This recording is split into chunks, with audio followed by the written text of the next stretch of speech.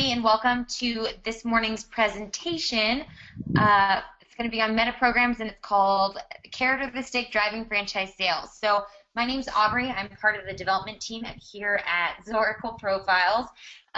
So again, thank you so much for taking time out of your busy days to spend an hour with us to talk about these meta programs. We think it's really valuable information, whether you are a client of Zoracle using the SpotOn reports, or maybe you haven't become a client yet. The meta programs are going to be released on your reports. They should be live this week. So if you're a client, you're going to get use out of this right away. If you're not a client, something that you'll definitely be able to take away to use in your sales process. So as I said, we're going to be discussing meta programs and two different sections of the group today. We're going to be dealing with moving people past their fears and to their goals, which ultimately for you means closing more deals.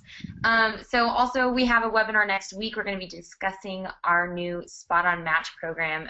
We'd love to have you guys there. It's going to be about making better qualified candidate decisions in 2016. As usual, I will be watching the chat box and kind of fielding your questions. So if you have any throughout the webinar, feel free to jump in and ask them, and we'll leave an open Q&A at the end. So thank you again for being here, and without further delay, Ms. Rebecca Monet. Thanks, Aubrey. So we are excited about this new program, which will be included as a single page in your SpotOn report.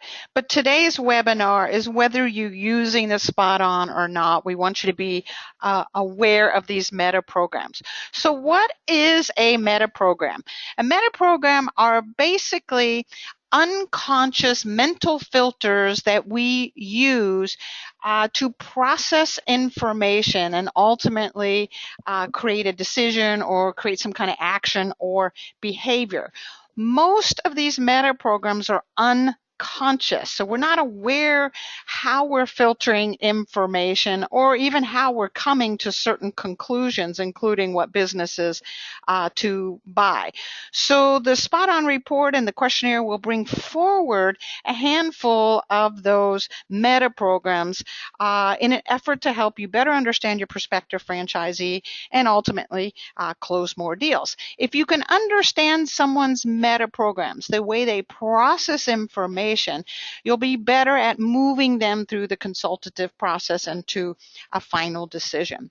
So the new page that'll be added will be at the end of your SpotOn report. This is a screenshot of what you'll be seeing. There are 5 meta programs we're going to be adding to the report, 2 of which I want to chat about today. So the one I want to talk about today is the comfort zone. Somebody has a small, medium, large, extra large comfort zone. What does that mean? And how do we use someone's comfort zone to help them get to a decision? And the second one is what we call the direction sort. Is someone use kind of goals and aspirations and rewards, kind of the carrot kind of motivated individual, or are they someone that moves away from pain? We're going to cover these other 3, the decision making, the relationship, and the frame of reference sorts or meta programs in next month's webinars. But let's just jump right in to the comfort zone.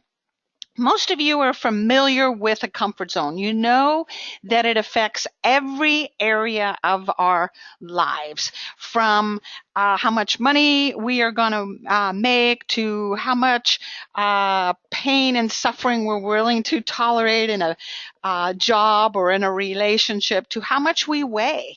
So it affects every single thing we do, and some of us have smaller comfort zones and some of us have bigger comfort zones. You can relate to this if you know someone who is a fitness fanatic, for example, where they put on a pound or 2 or maybe even 3 at the Christmas holidays, and that 3 pounds sends them, off to the moon, where they instantly have to do something to correct being out of their comfort zone, that 3 pounds. And then others who can be 200 pounds overweight and still not really doing anything to pull themselves back into a physical place that is more acceptable for them. So the comfort zone can be bigger or smaller depending on the individual.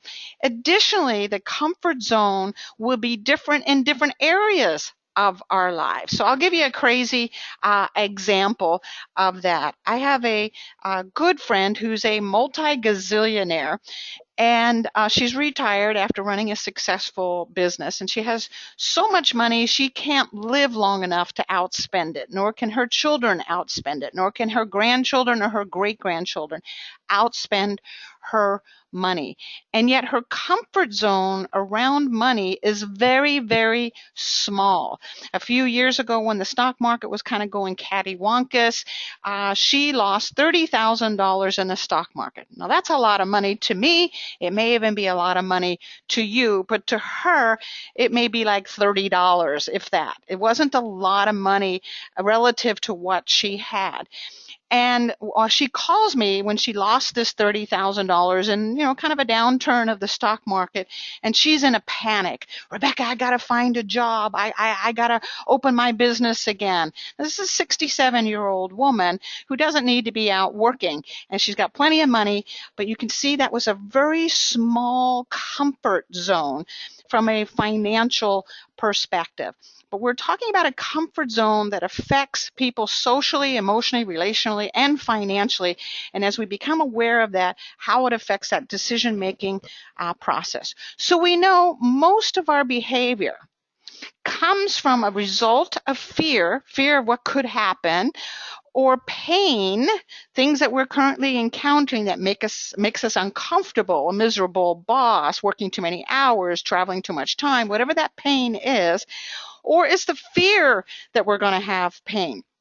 So we're motivated from getting out of this pain, and we're also motivated to have some pleasure in our lives. So this is kind of a natural, innate thing that we all have. But we're different. Each of us are different in when we use what we call the away from strategy, a move away from pain, or the toward strategy, moving towards pleasure. Just because you were one way doesn't mean your prospective franchisee is that same way. And we want to use their path of least resistance, their way of processing information, even if it feels weird to us. So a person who is what we call a toward strategy individual is someone who is going towards results and benefits and all kinds of wonderful things that they see in the future. The away from is someone that is looking at the world from what can I avoid? What do I not want to lose? What do I not want to sacrifice?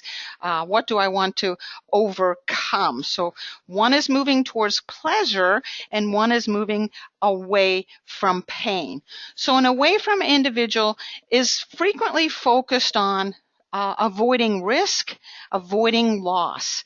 They're motivated by the stick. So someone who's away from, to motivate them, we have to take out a stick and encourage them. We have to actually poke at the pain to get them to move.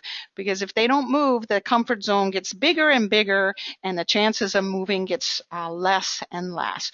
So the away from is more cautious, they're slower to change, and they're focused on what risks they want to avoid, or what they want to avoid losing, or what problems they don't want to encounter.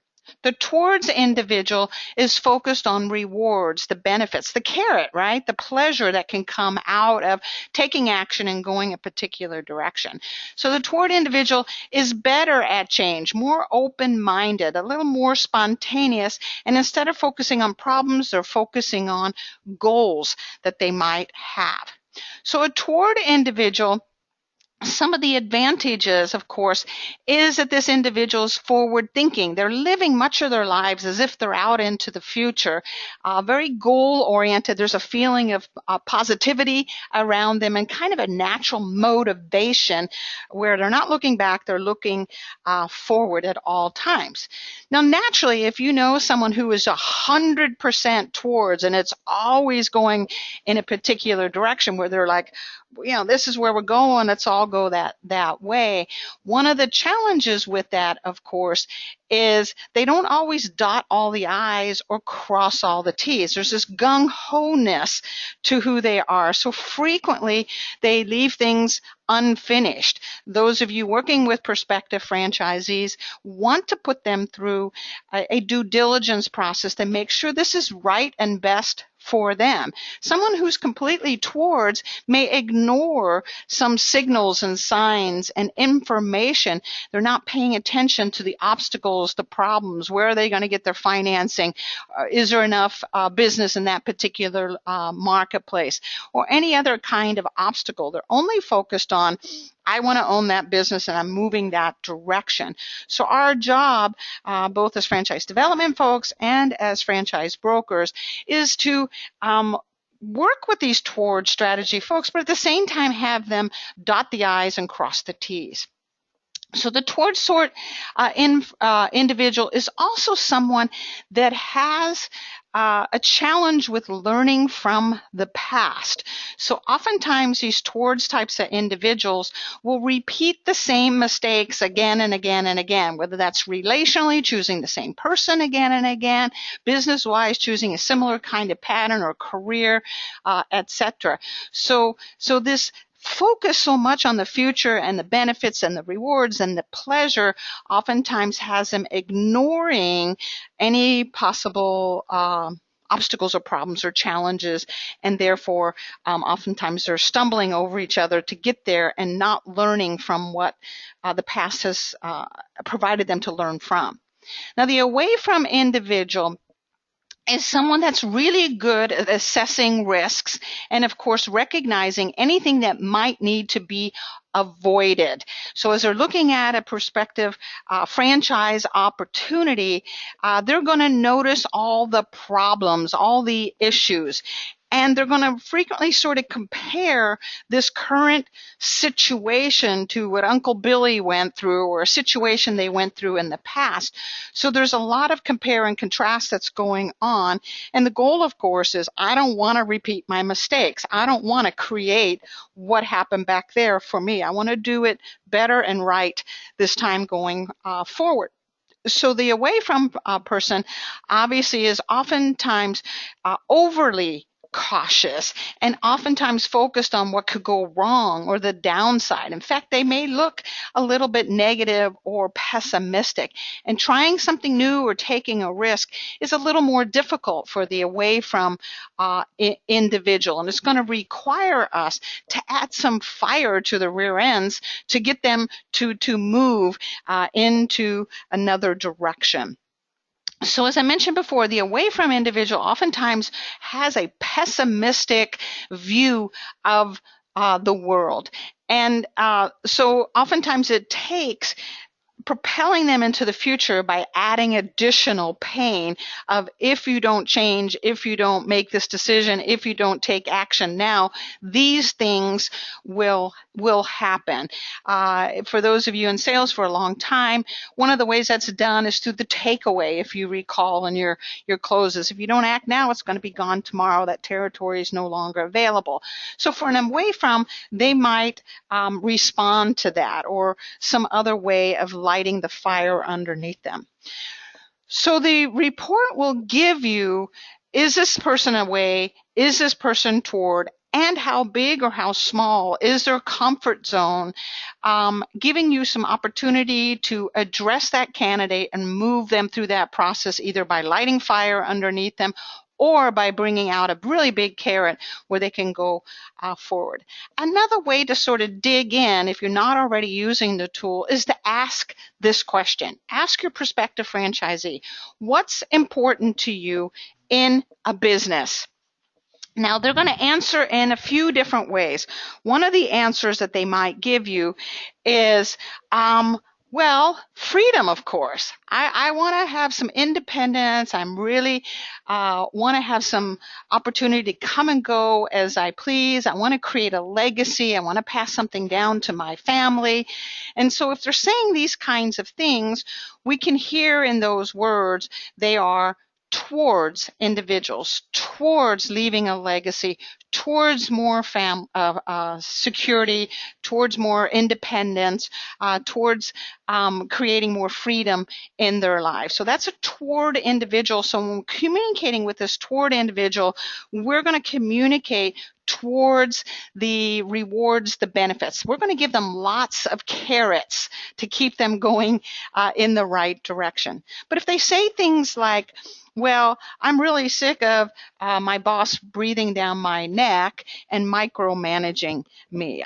And, you know, it's clear I have hit the ceiling at my job. I'm not respected. I'm underpaid, and I certainly, you know, don't want to continue to be in that situation. So those are words, or those are communications your prospect is telling you that they are away from. These are away from pain types of individuals.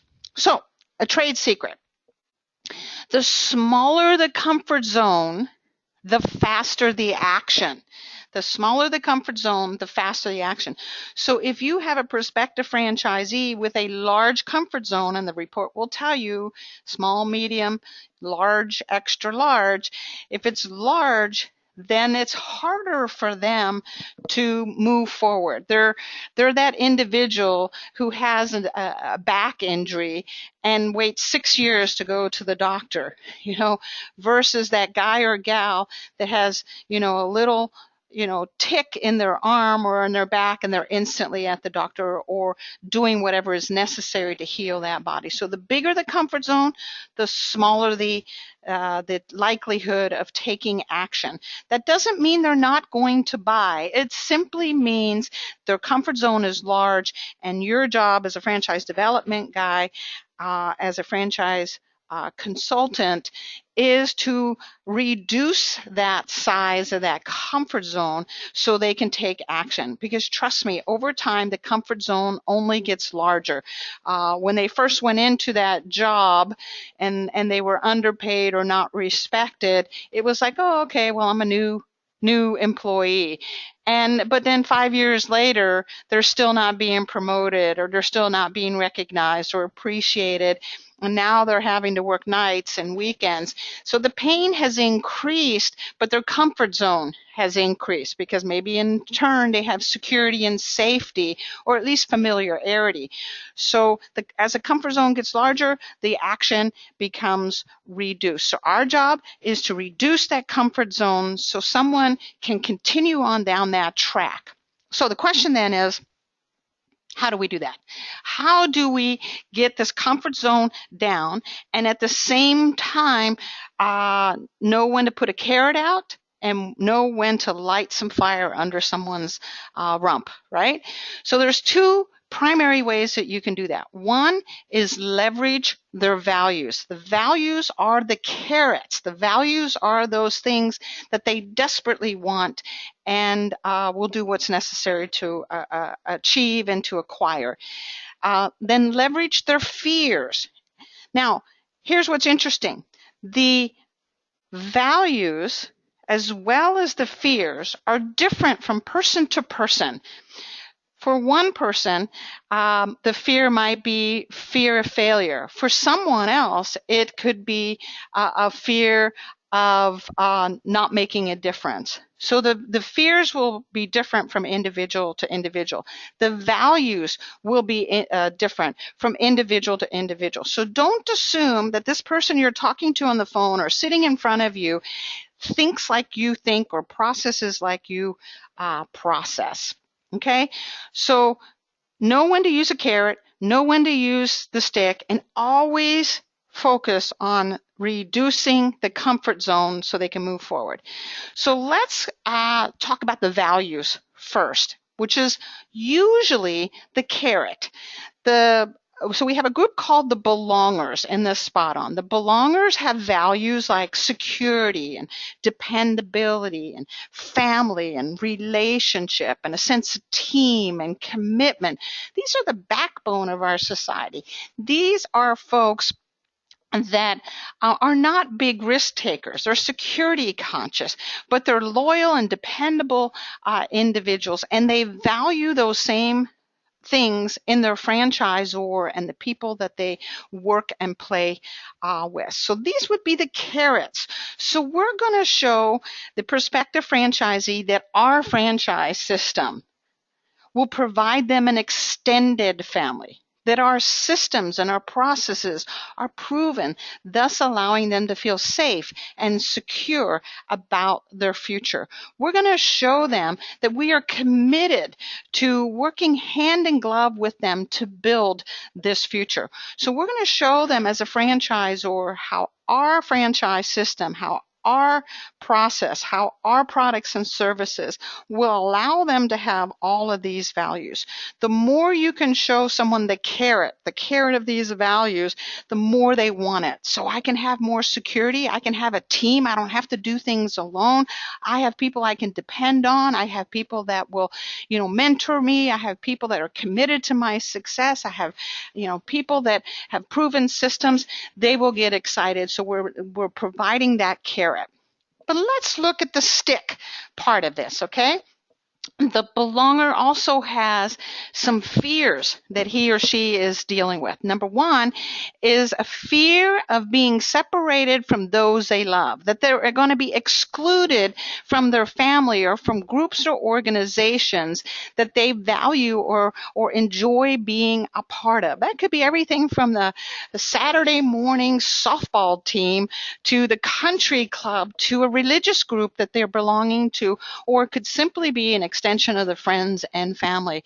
And if there's anything at all that separates them from that, a business that could in any way separate them from those groups, they're going to say no to it. So this is a fear that they have. The second fear they have is that they will do something that's irresponsible, which in turn will cause suffering to those that they love and they care about, that their decisions and their actions are irresponsible. So they're not going to leave the wife at home to tend to the 4 little children and go off traveling. Even though that provides security and safety, we're not going to be separated from that family. And we're not going to spend Johnny's college fund to go in a business. That's too fearful. That's too scary. So the financial insecurity obviously is a big thing for them, and it's a fear that what they do will ultimately not provide or protect their family. So if we have someone who has a large comfort zone and they're away from, we want to pull out the stick. We want to pull out the stick and we want to poke at these fears. We need to show the belonger. You continue down this track of staying in corporate America where you're having to be gone 2 out of 4 weeks out of a month. What's that going to do with your relationship with your wife? What about your kids that don't have a father around as an example? And let them feel the pain. Let them feel the pain of doing what they're doing over a longer period of time. So light a little bit of fire. Same way with the financial insecurity. Light a little bit of fire on there and say, really, you want to stay in this environment where your raise is 1% a year and the cost of living is going up 6% a year, and every day you are losing money and your kids are getting closer and closer to college age. Is this really a responsible thing to do as your son, your daughter gets to college age and you have to face them and say you're not able to help them to go to that next level? And is this really, Mr. Belonger, what you want to do? So don't be afraid to add some fire underneath the rump of someone who's away from strategy, especially if their comfort zone is large, because we want to shrink that comfort zone. And if that requires putting out lots of carrots, lots of values, lots of benefits, we're going to do that. If it requires also hitting the yucky stuff, the pain, we're going to do that also. We're going to pour some salt in that wound. So let's talk about the achiever. So the carrot for the achiever is things like control and power and respect and winning and quality and uniqueness. So this is someone that values these things. So if we can show him these carrots in the business that we are running as franchisors, or the concepts that you as franchise brokers are sharing with your achiever, if we can show them that he's going to have more control of his life, he's going to be in power, he's going to be able to grow a business, that he's going to be able to create some residual income, he's going to get the respect in his community that he deserves, that he likely wasn't getting in his corporate job. We can show him that this product, this service, this company is the highest quality. It's unique. It's got interesting positioning and a way to get to the market that's different than anyone else. That achiever is going to see that as a carrot, carrot, carrot, carrot, carrot, and drive to have it. Don't be afraid to even use these words. Tell some stories of other achievers just like them that got more control, felt got greater results, got more respect, got more success by making a wise investment in a business. Tell some stories that the achiever can relate to. Now, if you're telling stories about family and relationship and touchy-feely stuff with the achiever, it's not going to motivate them. That's not what a carrot is to the achiever. The carrot is power, control, respect, results, those kinds of things. So that's the carrot we're going to put out there. Now let's talk about the stick. The stick for the achiever is his fears, okay? What is the achiever afraid of? The achiever is afraid that somehow he's not the best. He's not unique, that there's an equal out there and he's not really that special. He's really not that distinct. This is not comfortable for him. He sees himself as king of the hill, winner, and there isn't anything that he can't achieve. And to know that he can't is extremely painful for him. It's just not acceptable to not be number one. The second thing that they're afraid of is not being in control, that they don't have the power, the personal power, or the influence to do what it is that they want to do, who they are in no way is a powerful person or a person that has control of their own lives. Thirdly, their fear is that they're not going to be able to leave a legacy. Now, this is a term that we hear frequently in franchising, right? So the franchisee that's an achiever wants to pass down a legacy to others. So kind of leave a thumbprint on the world that says, I've been here, I built a business, I'm fabulous, I'm a winner, I'm a great business person. So if we have a achiever, which you know from your SpotOn report, we are going to leverage both his carrots, which are all those values, and we're also going to hit the stick, which are all his fears. That's going to be harder for you, but trust me, it works. So with an achiever, we're going to talk to him about, really, Joe? You want to be 5, 7, 8, 10 years down the road and be in the same place that you are today, where, you're in a financial situation and a business situation and a career where you've hit the ceiling. You have no real control of what your income is going to be. You have no real say about your future. There's no way to distinguish yourself as the best and set yourself apart. Yes, you have a title, but so does gazillions of other people have that exact same title as you do. How is it you want to leave this world? What kind of legacy do you want to leave? Is this the legacy, what you're doing today, the legacy you want to leave behind for your children and for others that have observed you in your career for 30 years? So we're hitting the fear button. We're hitting the stick as well as the carrot. The societal. The societal is an individual who is motivated by these following carrots. They want to make a contribution. They want a life that's simple, where they're able to express themselves freely, and that they're in a harmonious environment that's creative, and it's having some kind of an impact. These are the carrots. So we're going to show them our business as franchisors allows them to do that, allows them to have an impact, allows them to contribute, allows them to make a difference on the lives of others. It's going to be a life where they can have simplicity. It's not full of drama, and it's one instead that's full of harmony and peace and creativity, where they have freedom and they can express themselves. We're going to show them this business allows them to have that. We're going to dangle that carrot out. We're going to tell them stories of other societals who were able to do that.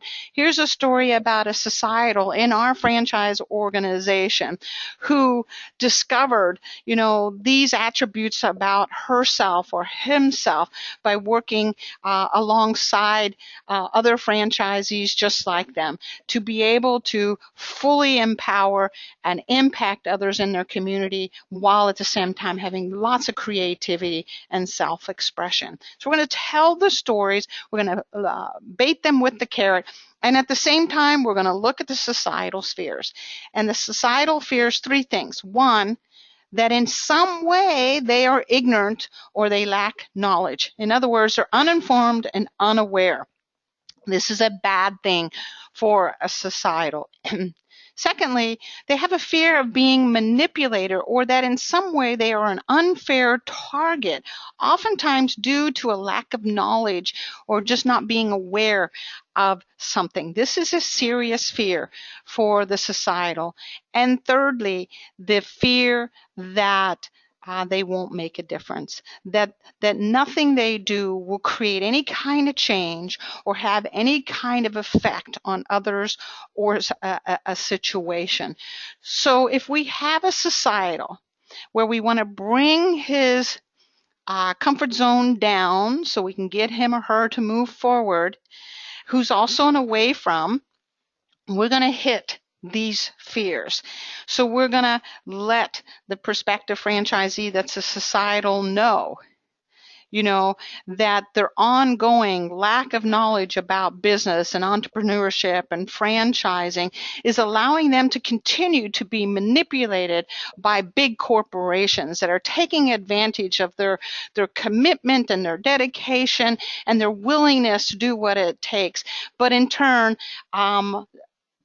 they're just being manipulated and not rewarded for that. They're trapped where they can't fully express themselves or fully create, or all the creativity is then given away within that organization, and it's not something that in any way they're able to have a bigger impact. We're going to show them that if they stay where they are, that the impact they have and the cause they're creating is minuscule.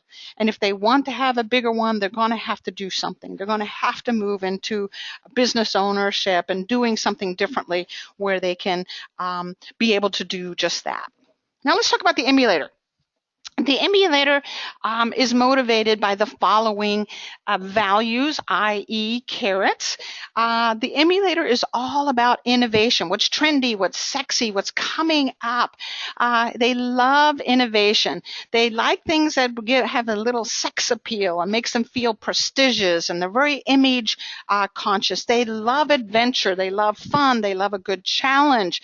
And they're really good at leveraging other people's money, other people's time, other people's knowledge. So it's about money, it's about prestige, it's about sex appeal for the emulator. So we're going to show them our franchise is sexy. We're cutting edge. We have high-end technology and innovation. We compete by being innovative and coming out with new services and products on a regular basis. We can address whatever competition is out there. Our offering allows you autonomy and independence and freedom and flexibility that you want to do things your own way. never mind, when you go to the country club, you can feel pretty good that you've chosen this business because it's a sexy business. People are going to say, holy moly, how did you do that? So it's a prestigious business. It's a business where you'll get lots of recognition, and people will be asking you regularly, how did you do that? So those are the carrots, right? Those are the carrots that we're going to put out there for the emulator. The fears. The fears, again, is the sticks. So the fear for the emulator is that they're going to be embarrassed, that they're going to do something and make a bad decision or make a mistake, and people are going to notice. Okay, so there's this huge fear of being embarrassed. Secondly, they have a fear of looking inadequate or incompetent. So this idea that we will see that they don't have what it takes to be successful is scary to them. So naturally, part of that fear, they tend to overcompensate, may even look a little bit arrogant or bodacious as they pretend they already got it all going on. But underneath it is a part of them that fears you're going to see that they don't have what it takes. And so they're going to work extra hard so that doesn't happen.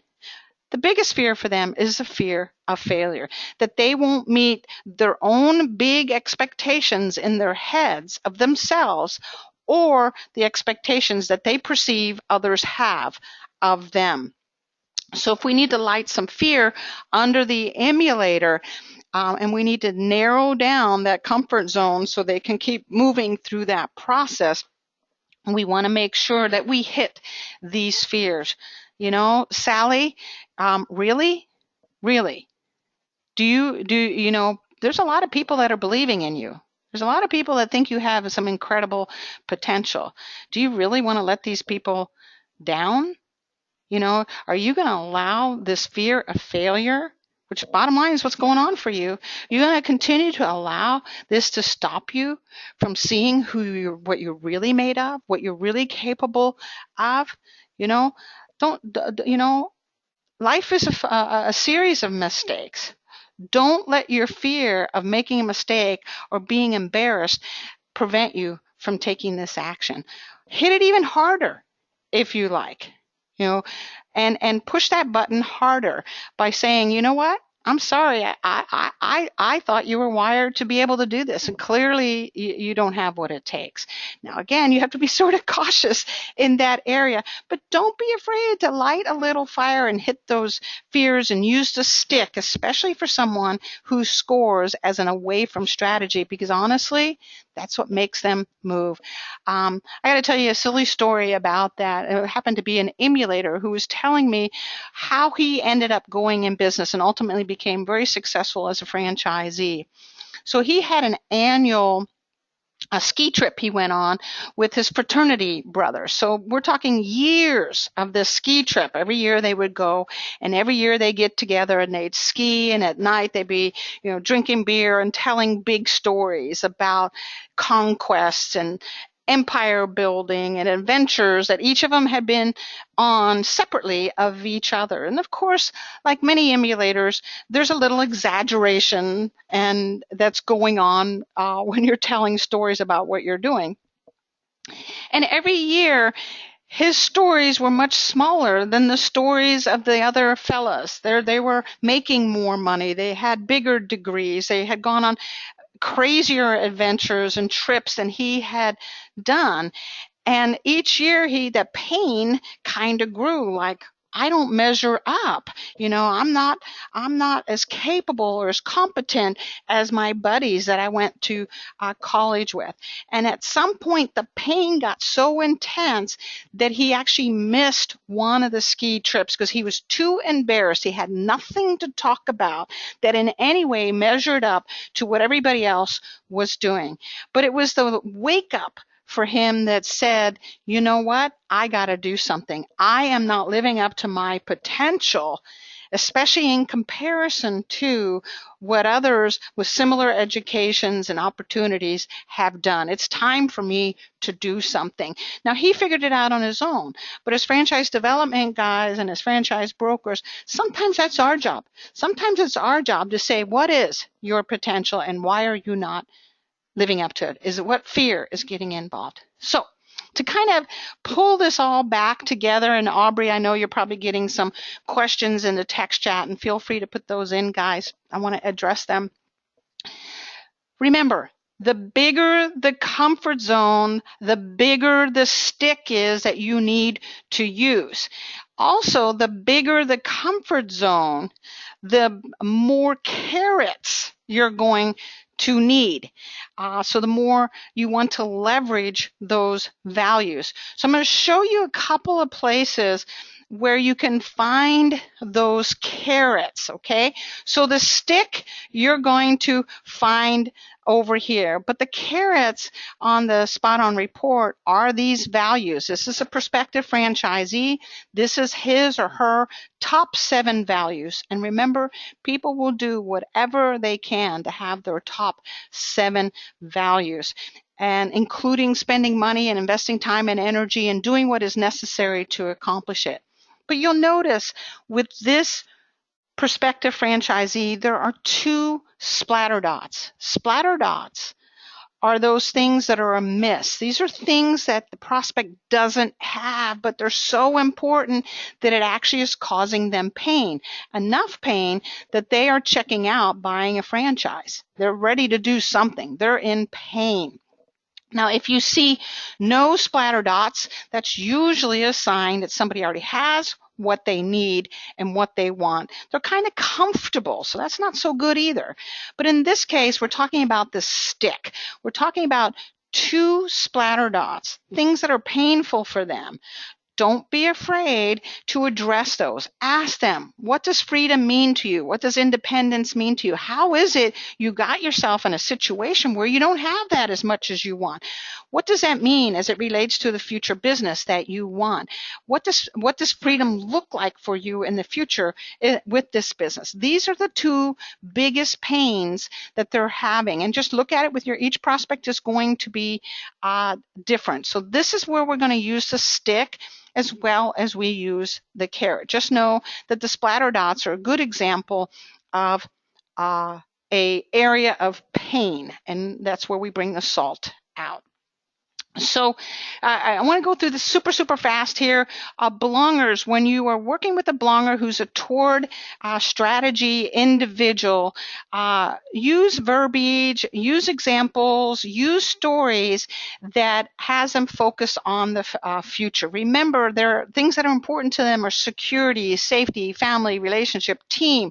Show them the team and family type culture. Show them a proven system which makes them feel safe and secure. Show them where their family and friends can be involved in this business. Show them that this is a business with loyal customers and loyal employees. If they're an away from and they're a belonger, show them those things that they're doing today that will separate them from their family. Separate them not just physically, but emotionally and relationally from their family. Show them the insecurity of the job market, that businesses are consolidating, that they're aging, and whether we like it or not, there's some age discrimination out there and how they could possibly be replaced. Show them that what they are doing does not enable them to provide and protect for their family the way they truly want to. Show them that. Talk to them about disappointing their spouse. I mean, this is one of the biggest ones in a belonger if they're married, is they want their wives and their husbands to look at them and say, I'm proud of you. I love what you do for me and what you do for this family. And let them see the face of a wife, even if it's only in their imagination, of disappointing her because they didn't live up to their potential. This is not something they can handle. Show them a work environment that's unfair, it lacks a sense of a team, and is disloyal in their current situation, and why they want to get out of that and do something much more exciting, like buy a franchise. Okay, if you're working with an achiever who's a toward, show him that your company is unique. It has quality products and services. Show him how he or she can replicate and grow and achieve the kind of success that he or she wants. Tell her some stories about people just like him who did just that. Show him how he will be respected and in control of his life, and show him how he can leave a legacy and potentially have some residual incomes. If he's an away from achiever, we're going to want to bring that comfort zone down by telling him, look, you've hit that corporate ceiling. How many times are you going to bang your head? Let's do something about that. You're never going to leave a legacy or residual income by continuing to do what you're doing. And the power and success you want, well, that's a joke.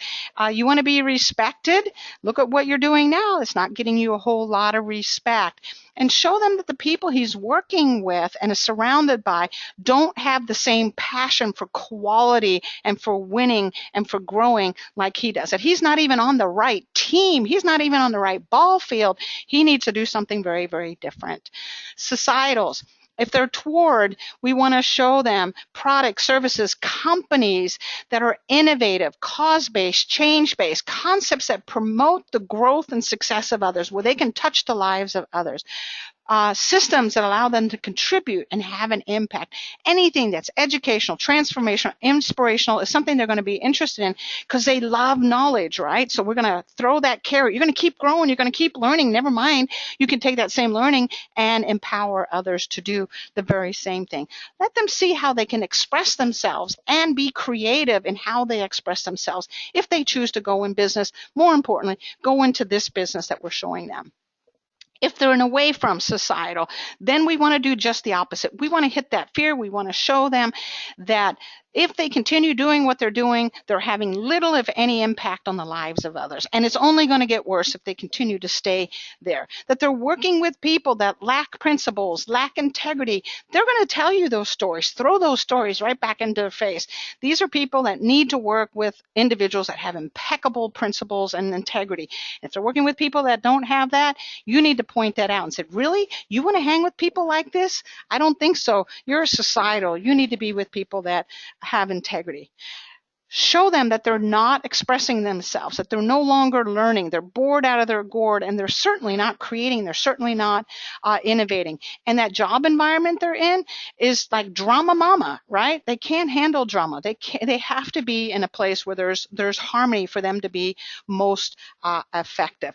So share some of those things with them. And finally, with the emulator, show them, if they are toward, how this company that you represent is prestigious, it's sexy, it's innovative, it's cutting edge. They want to be a part of that. They want to hang their kite on that particular dream. Show them that this business is one filled with challenge, filled with adventure, filled with diversity, filled with fun, because that's what they're interested in. That's a carrot for them. Show them that they're going to have a good return and a quick return on investment, and show them that how this business allows them to be flexible and get the recognition that they've long deserved and haven't gotten in the past. And of course, if they're away from, we have to hit certain buttons there. Show them, you know what, you're micromanaged. You're self-motivated. You got more potential in your little finger than a dozen people put together, and yet you got this boss breathing down your neck. Get out of there. You're not even being appreciated or respected. You deserve better than that. Show them that if they continue down the same track that they're on in this comfort zone, that they're going to be bored and they're going to have no challenge whatsoever. And at some point, that's just going to absolutely burn them out. Show them that they have a limited income where they're at and that they're not going to reach their potential there. Tell them stories of people just like themselves who made the bad decision of not making a change and how that limited both their income and ultimate where they just, got totally bored. Show them that if they continue where they are, clearly the world is not going to see them as prestigious or having any kind of status and or title or money. So trade secret. If you want to do more deals and you're dealing with some of these away from clients, here's a little tip. away from clients need to see problems. They are very good at solving problems. And as weird as it sounds, if you're not like this, it's going to sound like I'm speaking Chinese right now. But an away from client has to see a problem to be able to say yes. So if you are trying to protect them from the validation issues that you may be having or some litigation problem, whatever the issues are, if you're trying to protect them, then they can't say yes. You literally have to have the away from person go out and find the problems in the system, because then and only then can they go, okay, I have what it takes to overcome that problem. Those other franchisees that are struggling didn't, but I have it because I'm an away from, and I can now build a successful business. So don't overprotect. Don't sugarcoat things for the away from. In fact, send them out looking for the problem. So bottom line, with the meta programs, you want to A, know what they are, and B, make sure you're going the same direction. If you are an away from, don't be talking to a toward with all the fears and away from strategies, and vice versa. Go the path of least resistance. Go with the meta programs that they use naturally, and you'll get better results. And ultimately, obviously, you're going to do more deals. So again, remember, the higher the value, the bigger the carrot. If you don't know which carrot to leverage, which value to leverage, leverage as many as possible. A dozen of them. Just keep on leveraging those values. The bigger the fear, the bigger the stick. So if you're in doubt, you don't know which fear is triggering them, but you do know they're emulators, you know what those 3 fears typically are, then leverage all 3 of them one way or another, either through a story, through an example, or directly if you need to. So Aubrey, let's open this up for some questions as it relates to meta programs. Okay, so the first question that came in was actually from Laura, and she was curious with her previous clients that have taken the SpotOn assessment, are they going to have to be reassessed, or is there like a refresh option, or how's that going to work? I wish there was a refresh option, but it literally is, Laura, a handful more questions. So it's a different set of algorithms than what you would see with the values and the work style and the culture and the stages of growth. So anyone going forward, this is now live as of today, will be assessed with the meta programs, and you will be getting automatically that other page. Anyone previous today, unfortunately, we won't be able to report the meta programs.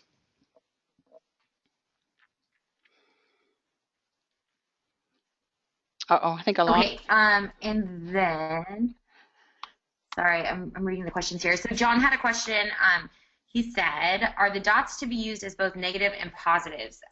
For example, with the value of security. So would you say something like, hey, Mr. Prospect, this business makes you more secure, but if you don't do your job, it would make you less secure. Like what again is that kind of leveraging with the dots? I think that's actually a brilliant way to use it, John. So the splatter dots, as well as the dots in general, we can use either with fire or we can use it as a carrot. In general, they're primarily carrots, right? So I want control, I want success, I want quality. Those are carrots.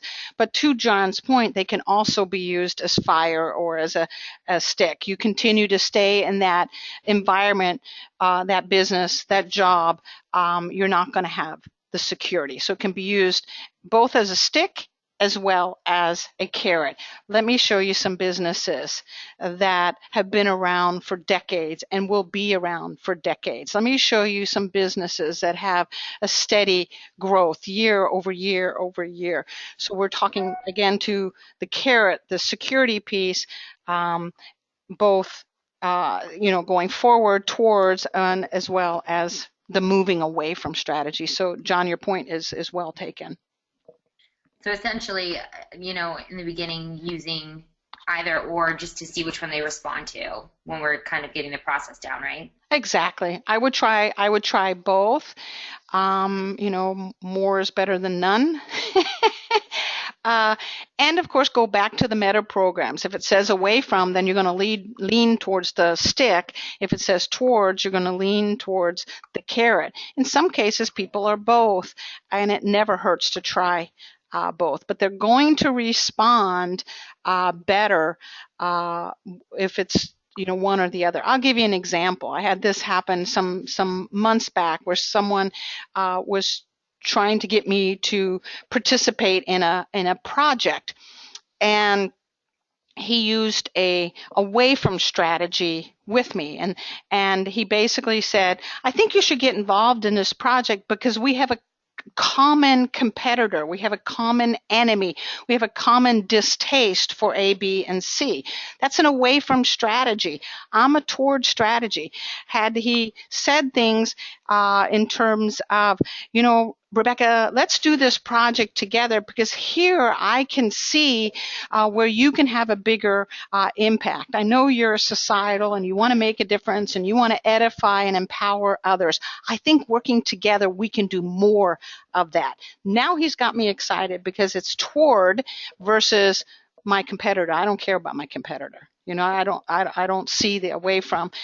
So that's a good example of, yes, use both, but someone's going to have their preferred, and the preferred is always going to work much better. In fact, some of people will just glass over and go, I don't know what you're talking about. If you're talking away and they're toward, or they're away and you're toward, they're going to get lost.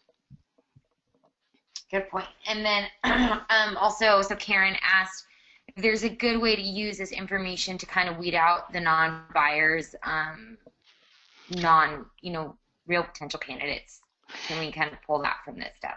To some degree we can, Karen. Obviously, the bigger the comfort zone, the less likelihood someone's going to change their behavior or track along the process. So if you get a report back that says extra large comfort zone, that's going to be a little more tough. So you're going to have to add a lot of fire and a lot of carrots to that mix to get people to move. That doesn't mean they're not going to. It just means it's going to be a lot of extra work on your part to bring that comfort zone down where they can move forward. And by comfort zone, it could be literally, I'll give you examples. I've seen folks who bring me a report where somebody is setting on an investment portfolio in the hundreds of thousands of dollars. They have a wife or a husband that is well employed and a solid income coming in.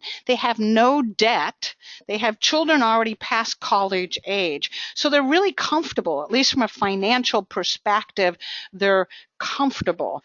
So the comfort zone from a financial perspective is huge, right? There's really no reason to go in business. I'm quite cozy. I'm quite comfortable. They may have no splatter dots anywhere, right? So in that case, if we want them to buy a business, we had to bring the comfort zone in. And we do that by, okay, they're financially comfortable, right? So the comfort zone is large, but then we want to address the social, relational issues instead. So we want to hit the markers, and we're going to do a webinar on that a little bit later. But just because they're financially comfortable, they may not be comfortable with their standing in the community and what others think of them. They may not be comfortable with the way their wives or spouses or children are looking at them. They may not be comfortable looking at themselves in the mirror and saying, did I do all? Did I do all? Did I become all I could possibly do? So now you're going to hit those buttons. It's not the financial comfort zone, but we're going to hit the comfort zone as it relates to relational, emotional, and social markers. And we'll talk about that in another webinar. But the question is a really good one. Does this mean they're not going to buy? No. It just means we're going to have to work harder. Awesome. Well, that is it for the questions. So just as a reminder, guys, this is a two-part webinar series. Our second webinar will be January 14th on this topic. And then, again, we have our SpotOn Match webinar on the 17th. So thank you for hanging out with us today. I hope you found the information informative. And thank you, Rebecca, for sharing your wisdom with the rest of us. But if that's it, then we are all set. Everybody have a great day. Thanks, guys.